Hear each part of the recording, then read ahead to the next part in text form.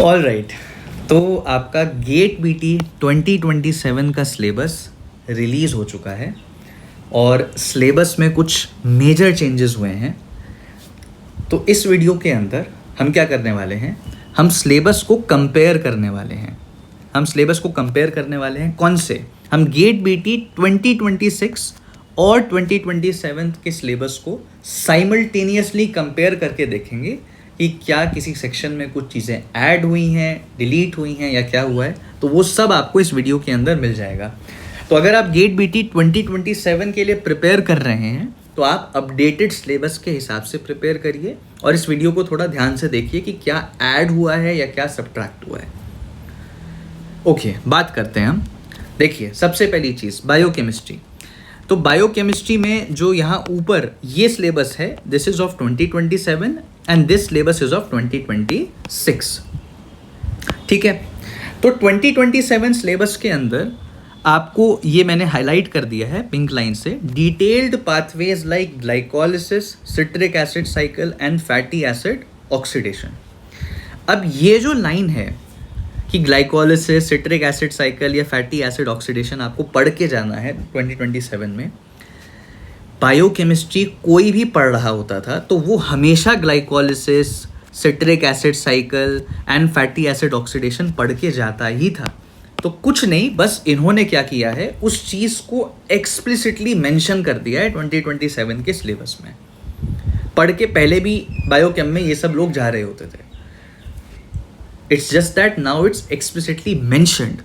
तो as such अगर मुझे कमेंट करना हो कि बायोकेमिस्ट्री में क्या कुछ चेंज हुआ है या नहीं हुआ है, तो मैं कहूँगा कोई चेंज नहीं हुआ है, कोई चेंज नहीं हुआ है। ठीक है, क्योंकि ये हम सब पढ़ के जा ही रहे होते थे। इसके अलावा कोई आपको कोई भी एडिशनल लाइन में या कोई टॉपिक ऐड होता हुआ दिखाई नहीं देगा बायोकेमिस्ट्री में। तो बायोकेमिस्ट्री में आप कह सकते हैं कोई चेंज नहीं है, बस एक एक्सप्लिसिट मेंशन है ऑफ दिस लाइन। उसके बाद अगर आप इम्यूनोलॉजी पे आ जाएं, तो इम्यूनोलॉजी में आप अगर देखें, यहाँ हमने लिखा हुआ है इन्फ्लेमेशन। अब इन्फ्लेमेशन भी इम्यूनोलॉजी के अंदर कोई भी बच्चा पढ़ रहा होता था तो वो इन्फ्लेमेशन पढ़ के जाता ही था, बस सिलेबस में कभी एक्सप्लिसिटली मेंशन नहीं था। तो 2026 में आपको इन्फ्लेमेशन लिखा हुआ नहीं मिलेगा, लेकिन 2027 में इन्फ्लेमेशन इन्होंने लिख दिया है। तो बस एक्सप्लिसिट मेंशन है, पढ़ के सब लोग जा रहे होते थे। उसके बाद साइटोकाइंस एंड कीमोकाइंस। अगेन, जो CSIR वाले बच्चे होते थे वो इसको पढ़ते थे ध्यान से। टेबल साइटोकाइंस का और कीमोकाइंस का होता था, अब उसको बस एक्सप्लिसिटली मेंशन कर दिया गया है। तो इस पे आप थोड़ा ध्यान दीजिएगा। उसके बाद अगर आप ध्यान दें कि इम्यूनो डेफिशिएंसी, तो इम्यूनो डेफिशिएंसी जो है ये भी एक ऐसी चीज़ है जिसको अब आपको अच्छे से पढ़ना पड़ेगा, क्योंकि शायद पहले लोग हाइपर सेंसिटिविटी, ऑटो इम्यूनिटी और इम्यून टॉलरेंस ये पढ़ के चले जाते थे। लास्ट के कुछ टॉपिक्स में इम्यूनो डेफिशिएंसी नहीं पढ़ते थे क्योंकि वो मेंशन नहीं था। तो ऑटो इम्यूनिटी, इम्यून टॉलरेंस या हाइपर सेंसिटिविटी तो 2026 के भी सिलेबस में है। बस एक ये चीज़ जो है इम्यूनो डेफिशिएंसी वाला, ये ऐड हो गया है, तो आपको इस पे थोड़ा ध्यान देना होगा। इफेक्टर रिस्पॉन्स जो है, इफेक्टर रिस्पॉन्स अगेन, जब भी आपका कोई भी एंटीजन बॉडी में एंटर करता है तो उसे इम्यून सेल्स रिकॉग्नाइज करते हैं और फिर इम्यून सेल्स एक्टिवेट हो जाते हैं और उसके बाद इफेक्टर रिस्पॉन्स चालू होता है कि पैथोजन को कैसे अटैक किया जाए और उसको कैसे रिमूव किया जाए, और फिर मेमोरी सेल्स बनते हैं आगे जाकर के फास्टर फ्यूचर रिस्पॉन्सेस के लिए। तो इफेक्टर रिस्पॉन्स जो है ये तो इम्यूनोलॉजी का एक बहुत ही फंडामेंटल पॉइंट है, जो इम्यूनोलॉजी जब कोई भी पढ़ता है तो इफेक्टर रिस्पॉन्स पढ़ता है, राइट। तो effector response again has been just explicitly mentioned, ये बस मेंशन कर दिया गया है, पढ़ के ये सब जा रहे होते थे। तो मैं कहूँगा, मतलब इवन दो मुझे नो चेंज लिखना चाहिए बट मैं लिख देता हूँ little change, owing to the fact कि साइटोकाइंस एंड कीमोकाइंस वाली चीज़ बस एक्सप्लिसिटली लिख दी गई है और इम्यूनो डेफिशिएंसी वाली बात लिख दी गई है। तो अगर इस चीज़ को देखें तो ये दो चीज़ें बस लिख दी गई हैं, इसके अलावा कोई ऐसी खास बात है नहीं। तो आप यहाँ लिख सकते हैं कि ये cytokines and chemokines plus immuno deficiency, जिसपे गेट बीटी का बच्चा इतना ध्यान नहीं देता था क्योंकि ये मेंशन्ड नहीं था। जहाँ तक बात है अफेक्टर रिस्पॉन्स की और इन्फ्लेमेशन की, ये हर कोई पढ़ता है, ये हर कोई पढ़ता है, ठीक है, इसमें कोई ऐसी चीज़ है नहीं। ऑलराइट, आगे बढ़ते हैं। सेल बायोलॉजी में क्या चेंज हुआ है? देखिए, सेल बायोलॉजी में 2026 में यहाँ लिखा हुआ है prokaryotic and eukaryotic cell structure, और 27 में उन्होंने बस लिख दिया है यूकैरियोटिक सेल स्ट्रक्चर। मतलब बस प्रोकैरियोटिक सेल स्ट्रक्चर नहीं लिखा है, बट ये कोई हटाना वटाना तो हुआ नहीं, मतलब कुछ होता ही नहीं है प्रोकैरियोटिक सेल स्ट्रक्चर में, तो ऐसे ही हम पढ़ लेते हैं, इसमें तो कोई ऐसी बड़ी बात है नहीं। बाकी अगर आप देखें सेल साइकिल यहाँ भी है, इधर भी है, सेल सेल कम्युनिकेशन यहाँ भी है, इधर भी है, सेल सिग्नलिंग जो है यहाँ पर है, पोस्ट ट्रांसलेशनल मॉडिफिकेशन यहाँ पर भी है, प्रोटीन ट्रैफिकिंग भी यहाँ है, इधर भी है। सेल डेथ की बात करें 27 में है, 26 में है, ECM 27 में है, 26 में है। तो अगर आप देखिए तो सेल बायोलॉजी में कोई चेंज नहीं हुआ है, एक्सेप्ट एक बस ये टॉपिक ऐड हो गया है, which is non cell autonomous cell signalling. तो बस मैं यहाँ लिख सकता हूँ कि सेल बायोलॉजी में 2027 में बस ये एक टॉपिक है जो ऐड होता हुआ हमें दिख रहा है, इसके अलावा कोई चेंज नहीं है, ठीक है, इस टॉपिक के अलावा कोई चेंज नहीं है। उसके बाद आप जेनेटिक्स पे अगर आ जाएं तो जेनेटिक्स का सिलेबस एकदम सेम है, कोई अंतर नहीं है, लाइन टू लाइन बिल्कुल सारी बातें सेम लिखी हुई हैं, कोई भी अंतर नहीं आया है, एक्सेप्ट यहाँ पर बस इन्होंने लिख दिया है सेक्स डिटर्मिनेशन। ये सेक्स डिटर्मिनेशन जो यहाँ पे इन्होंने लिखा हुआ है, ये अलग से यहाँ पे मेंशन्ड है सिलेबस में, इसके अलावा कोई ऐसी चीज़ नहीं है जो आप अगर कंपेयर करें तो कुछ ऐड हुई हो या सब्ट्रैक्ट हुई हो। तो मैं यहाँ लिख सकता हूँ, ये एक चीज़ बस इन्होंने एक्सप्लिसिटली लिख दी है, सेक्स डिटर्मिनेशन, ठीक है। उसके बाद अगर हम आ जाते हैं, ये भयंकर चीज़ हो गई है भाई, ये तो बहुत भयंकर हो गई है। ये था हमारा मॉलिक्यूलर बायो का 2026 का सिलेबस। हम मॉलिक्यूलर बायो में क्या पढ़ते थे भाई? हम रेप्लिकेशन पढ़ते थे, हम ट्रांसक्रिप्शन पढ़ते थे, हम ट्रांसलेशन पढ़ते थे, फिर पोस्ट ट्रांसक्रिप्शनल मॉडिफिकेशंस में कैपिंग, स्प्लाइसिंग, पॉलीएडिनाइलेशन पढ़ते थे, नॉन कोडिंग आरएनए पढ़ते थे, आरएनए इंटरफेरेंस पढ़ते थे, डीएनए डैमेज एंड रिपेयर पढ़ते थे भाई साहब, molecular structure of genes and chromosomes पढ़ते थे, रेगुलेशन वाला टॉपिक होता था जीन एक्सप्रेशन का, जिसमें ओपरॉन्स पढ़ते थे। अब भाई कमाल की बात सुनोगे तुम तो हैरान रह जाओगे, मॉलिक्यूलर बायो है ही नहीं गेट बीटी 2027 के सिलेबस में, इसे कम्प्लीटली डिलीट कर दिया गया है, which makes no sense to me. मैं मतलब इसमें क्या बोल सकता हूँ मुझे नहीं पता, मैंने ये एक्सपेक्ट ही नहीं किया था कि मॉलिक्यूलर बायो जैसा फंडामेंटल सब्जेक्ट, मतलब लिटरली CSIR में इसका नाम ही होता है फंडामेंटल प्रोसेसेस सब्जेक्ट का, तो इसको ही हटा दिया गया है। तो ये तो मैं एक्सपेक्ट ही नहीं कर रहा था, ये है ही नहीं, मेंशन्ड ही नहीं है 27 के सिलेबस में। तो यार मैं तो मतलब मेरी तरफ से सजेशन अगर तुम मांगोगे ना तो मैं ये कहूँगा यार पढ़ के चले जाना, मतलब क्योंकि ये इतना फंडामेंटल सब्जेक्ट है और गेट का ना भरोसा नहीं है, इन्होंने ये डिलीट कर दिया है। बट मुझे ऐसा लगता है ना कि आपको ट्रस्ट नहीं करना चाहिए किसी भी एग्ज़ाम कंडक्टिंग बॉडी पे, भले ही वो IIT क्यों ना हो सकता है वो डिलीटेड पोर्शंस से भी आपको क्वेश्चंस पूछ दे। तो मेरी आपको बस सलाह ये रहेगी कि मॉलिक्यूलर बायो आप पढ़ के जाइएगा ज़रूर, भले ही इसे डिलीट कर दिया गया हो completely from the GATE BT 2027 syllabus. Alright, आगे बढ़ते हैं। देखिए अब आ गई बात माइक्रोबायोलॉजी की। अब माइक्रोबायोलॉजी में अगर आप 27 में देखें तो एक चीज़ जो ऐड हुई है that is history of microbiology, unnecessary addition. I don't know why they did this. Excel वाले बच्चे हिस्ट्री ऑफ माइक्रोबायोलॉजी पढ़ते थे, बट ये चाहते हैं BT वाले भी पढ़ें, कुछ कर नहीं सकते हम इसमें। इसके बाद आप देखिए अगर तो यहाँ लिखा हुआ है बैक्टीरियल सेल वॉल कॉम्पोजिशन और ग्राम पॉजिटिव ग्राम नेगेटिव बैक्टीरिया और आर्किया। अब ये तुम सोच के देखोगे ना यार, तो ये माइक्रोबायोलॉजी पढ़ते वक्त बहुत ही फंडामेंटल चीज़ें होती हैं जो हम हमेशा पढ़ के जा रहे होते थे। तो इन्होंने कुछ नहीं, बस उसे एक्सप्लिसिटली मेंशन कर दिया है, ठीक बात है।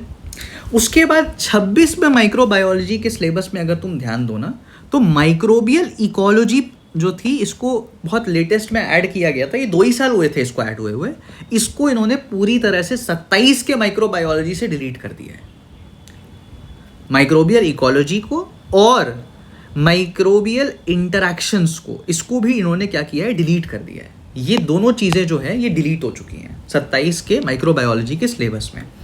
अच्छा, अब तुम देखो कमाल की बात है, ओपेरॉन्स जो है, lac operon, TRP operon and arabinose operon, जो हम मॉलिक्यूलर बायो में पढ़ते हैं, ये सारी चीज़ें हम कहाँ पढ़ते हैं, ये हम पढ़ते हैं मॉलिक्यूलर बायो में, ये हम पढ़ते हैं मॉलिक्यूलर बायो में। और ये चीज़ें इन्होंने मॉलिक्यूलर बायो तो पूरा ही हटा दिया। मॉलिक्यूलर बायो के अंदर रेगुलेशन ऑफ जीन एक्सप्रेशन में हम ओपेरॉन्स को पढ़ रहे होते थे, ये इन्होंने ऐड कर दिया माइक्रोबायो। तो ओपेरॉन तुमको पढ़ के जाना पड़ेगा, और ओपेरॉन आता है रेगुलेशन ऑफ जीन एक्सप्रेशन वाले टॉपिक में, मतलब ओपेरॉन्स आता है मॉलिक्यूलर बायो में रेगुलेशन ऑफ जीन एक्सप्रेशन, इस वाले टॉपिक के अंदर, तो ये तुमको पढ़ के आना पड़ेगा। उसके बाद तुम देखो नाइट्रोजन फिक्सेशन, ये इसमें भी है 26 में। Microbial diseases and host pathogen interactions, ये 26 में भी है। Antibiotic and anti microbial resistance, ये भी 26 में है। तो ये सब तो सेम है, बस एक 2 कंपोनेंट सिस्टम और बैक्टीरियल कम्युनिकेशन ये आपका 27 में नया ऐड हो गया है, ये आपका 27 में नया ऐड हो गया है। तो इसी में हम कोरम सेंसिंग को पढ़ते हैं, इसी में हम लोग कोरम सेंसिंग को पढ़ते थे। तो अब ये इन्होंने अलग से लिख दिया। तो मैं कहूँगा माइक्रोबायो में सिलेबस चेंज हुआ है थोड़ा बहुत ही, आप लिख सकते हैं अगर तो कि हिस्ट्री ऑफ माइक्रोबायो। उसके बाद यार bacterial cell wall composition, gram positive gram negative archaea, इसको मैं कुछ ऐसा लिखूंगा नहीं एक्सप्लिसिटली, क्योंकि यार ये कोई ऐसी चीज़ थी नहीं जो हम पढ़ के जान ही रहे होते थे, ये सब पढ़ रहा होता था। 2 कंपोनेंट सिस्टम, और उसके बाद देखें अगर तो बैक्टीरियल कम्युनिकेशन, ये चीज़ें इन्होंने जो लिखी हैं ये नहीं है, बच्चे नहीं पढ़ रहे होते थे, अब पढ़ के जाना पड़ेगा। और ये जो है माइक्रोबियल इकोलॉजी से लेकर के माइक्रोबियल इंटरैक्शन, इसको डिलीट कर दिया गया है, बाकी सब सेम है। जैसे वायरसेस का स्ट्रक्चर है, यहाँ पर भी है ना, तो ऐसा कुछ नहीं है कि कोई बहुत भारी चेंज हो गया है इस सेक्शन में, थोड़ा बहुत हल्का सा। आगे बढ़ते हैं हम, आगे हमारा आ जाता है प्लांट एनिमल माइक्रोबियल बायोटेक। ये हमारा 26 का सिलेबस है प्लांट एनिमल माइक्रोबियल बायोटेक का, और ये मेरा 27 का सिलेबस है। तो मैं आपको बता देता हूँ, आपको इतना रीड करने की भी ज़रूरत नहीं है। सिर्फ ये जो टॉपिक है cell fate transition, direct and indirect organogenesis, ये है जो ऐड हुआ है 27 के सिलेबस में, ये 26 में नहीं है। लेकिन अगेन यार डायरेक्ट एंड इनडायरेक्ट ऑर्गेनोजेनेसिस जो है हर कोई पढ़ के जाता ही था, प्लांट बायोटेक में हर कोई पढ़ के जा रहा होता था। तो ऐसा बस इन्होंने एक्सप्लिसिटली मेंशन कर दिया है। बाकी ये रीजनरेशन ऑफ प्लांट जो है ये 27 में भी है और ये आपका 26 में भी है। तो ये बस यहाँ पे गलती से लाइन पड़ गई है, इतना ही है जो नया एडिशन है, ठीक है। इसके अलावा बाकी सब सेम है। तो प्लांट एनिमल माइक्रोबियल बायोटेक में कोई चेंज नहीं हुआ है, एक्सेप्ट आप अगर लिखना ही चाहो कि क्या नया ऐड हुआ है तो सेल फेट ट्रांजिशन, उसके बाद डायरेक्ट एंड इनडायरेक्ट ऑर्गेनोजेनेसिस, ठीक है। पढ़ के जा रहे होते थे यार, ये टॉपिक ऐसा है ना, डायरेक्ट एंड इनडायरेक्ट ऑर्गेनोजेनेसिस, ये हम पढ़ के जा रहे होते थे, तो ये कोई ऐसी चीज़ थी नहीं। उसके अलावा बाकी आप देखोगे तो सब कुछ आपको सेम दिखाई देगा, कोई चेंज है नहीं। अब आ जाते हैं इस पे, यहाँ आएगा मज़ा। बायो प्रोसेस में तो इन्होंने भयंकर चेंज कर दिया है, जिस कारण से गेट बीटी का जो पैटर्न है वो इस बार बिल्कुल शिफ्ट हो जाएगा अनएक्सपेक्टेडली। कोई नहीं कह सकता कि क्या होने वाला है। अब क्या हुआ है मैं तुमको बताता हूँ। पहले 26 का देखते हैं। भाई 26 में बायो प्रोसेस 2 सेक्शंस में होता था, सेक्शन 4 और सेक्शन 5। सेक्शन 4 में हम पढ़ते थे मटेरियल बैलेंस, एनर्जी बैलेंस, उसके बाद जहाँ से सवाल आते थे हर साल, स्टोइशियोमेट्री से सवाल आता था, डिग्री ऑफ रिडक्शन से सवाल आता था, इलेक्ट्रॉन बैलेंस से सवाल आता था, थर्मोडाइनमिक्स, क्लासिकल थर्मोडाइनमिक्स सेक्शन ये जो है ये भी सेक्शन 4 में दिया हुआ है, इससे सवाल आया हुआ है, मेम्ब्रेन पोटेंशियल से सवाल आता था, कभी कभी जो है ऑक्सीडेशन रिडक्शन रिएक्शन से सवाल आ जाया करते थे, और ये जो ट्रांसपोर्ट प्रोसेस है इससे सवाल आते थे। क्या क्या सवाल आते थे? पिछले साल ही का पेपर उठा के देख लो, न्यूटोनियन नॉन न्यूटोनियन फ्लूइड से सवाल आया हुआ है, KLa और उसके मेजरमेंट पे सवाल आते थे, LMTD पे सवाल आते थे, हीट ट्रांसफर कोएफिशिएंट पे सवाल आते थे, रेनॉल्ड्स नंबर होता था इसके अंदर, ट्रांसपोर्ट प्रोसेसेस के अंदर। ये फ्लूइड फ्लो वाले टॉपिक में, लैमिनार और टर्बुलेंट, ये जो है इस टॉपिक में रेनॉल्ड्स नंबर से सवाल आ रहे होते थे।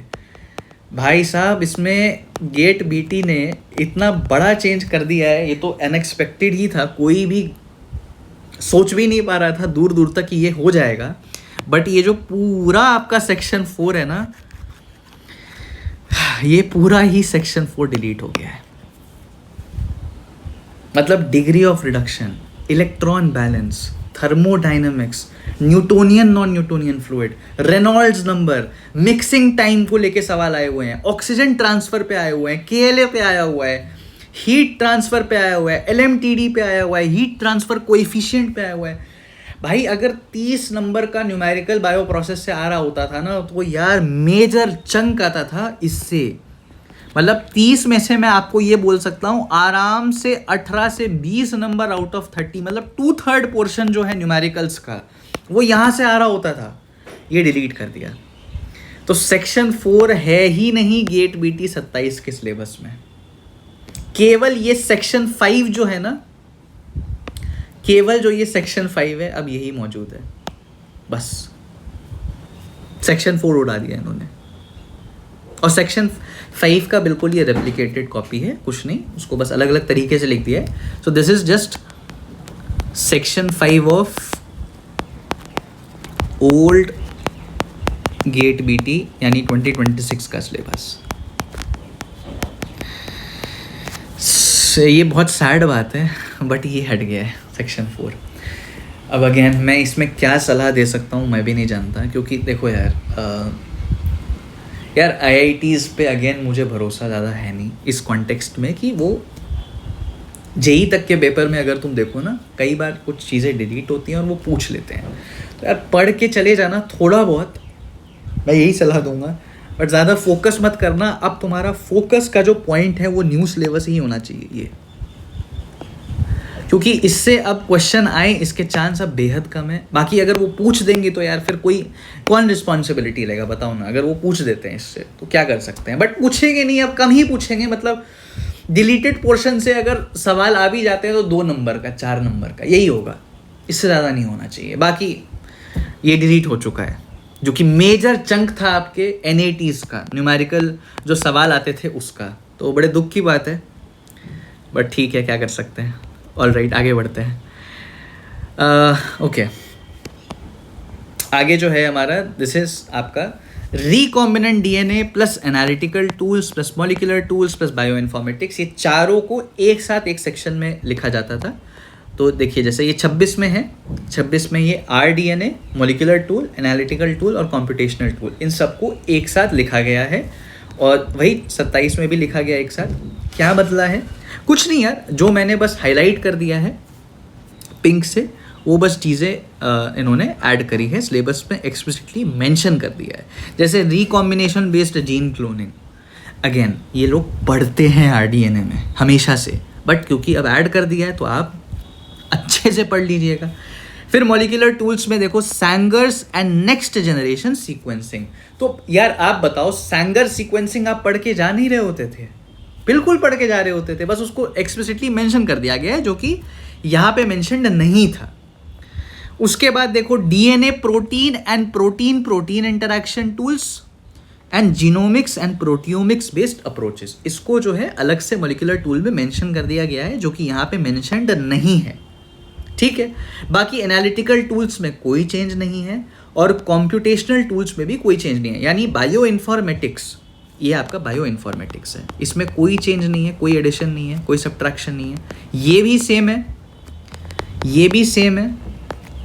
इसमें बस ये DNA protein and protein protein interaction tool से लेके genomics and proteomics based approaches तक, और ये सैंगर्स वाला जो पॉइंट है इसको ऐड किया गया और इसको ऐड किया गया। तो बहुत हम कह सकते हैं लिटिल चेंज है, कोई ऐसी बड़ी चेंज नहीं है। 2-3 टॉपिक का एडिशन है, ठीक है, जो आपको अलग से पढ़ना होगा।